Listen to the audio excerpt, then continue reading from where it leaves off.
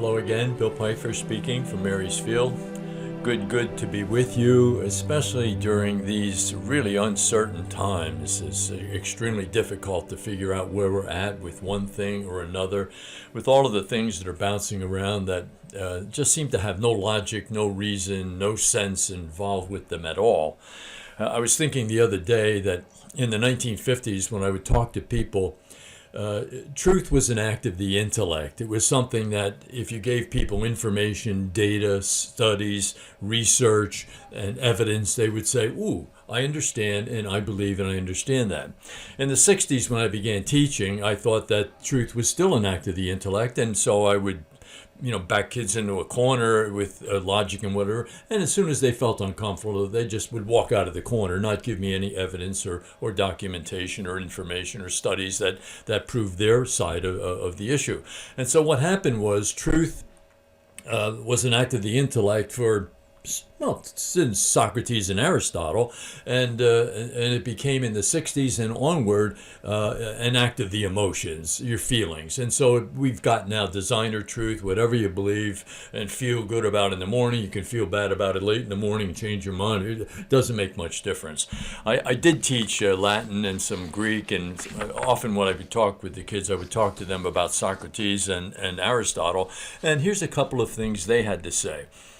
Socrates, a system of morality which is based on relative emotional values is a mere illusion. And boy, are we experiencing that now. Illusions everywhere. A thoroughly vulgar conception which has nothing sound in it and nothing true. Socrates. And then Aristotle says, a man in a state of passion, pure emotion, is like a man asleep, drunk, or insane.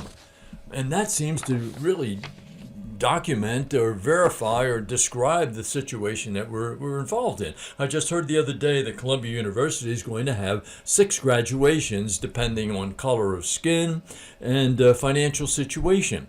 I'm tempted to write to them and suggest they have 9. I think they should have one based on shoe size, one based on length of hair, and another based on color of the eyes. I have blue eyes, so I think blue eyes should be one of the determinants of one of their graduations. I wouldn't want to sit next to anybody with brown eyes. So we've just lost our bearings, and it just doesn't make sense. How does all of this have to do with religion? Well, it deals with people, and people have hearts and souls, and so religion is something that deals with hearts and the souls of people, and that's how it deals with the things that we talk about here. And so you want to, be careful about what's happening around you, but don't go crazy. We've graduated 4 million students from college over the last 3-4 decades, and it's pretty much over because they all think this way. They're all relativists, and that's what we're stuck with at this point. And so leadership down the road is going to be pretty much people who run their lives and everything on how they feel, and that's never going to be a good thing. So, but we're stuck with it now, and I think it's something that we have to be comfortable with. Now, a little bit of something for your soul at this point. Nice thing.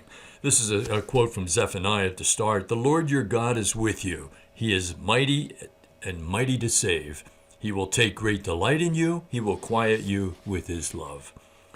Little blank verse. Quiet me, Lord, from the crash, boom, bam noise of life that overpowers my ears like the slamming of locker doors, the blare of stereos, the honk of traffic, the scream of revenge.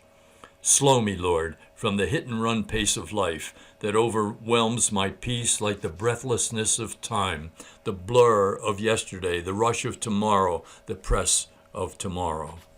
Relax me, Lord, from the knot in the gut tension of life, that stews my insides like a strain of broken friendship, the grind of ambition, the ulcer of bad habits, the gnaw of hormones. Shelter me, Lord, from the hate maker to the head blows of life that assault my strength like the slap of old memories, the sting of sharp words, the clash of competing motives, the dig of gossip. Quiet me with your love, Lord. Slow me with your patience. Relax me with your peace. Shelter me with your spirit. But most of all, Lord, overwhelm me with a awareness of your holy presence in my heart. That's good stuff. So be at peace.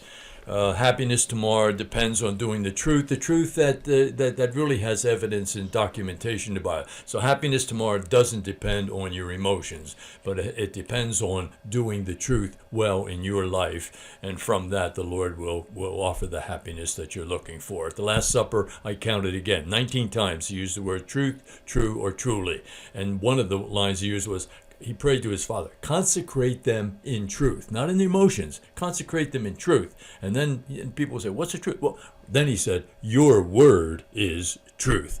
And boy, you can go to the bank with that. Good to be with you. Have a good day. Looking forward to being with you again. Thank you.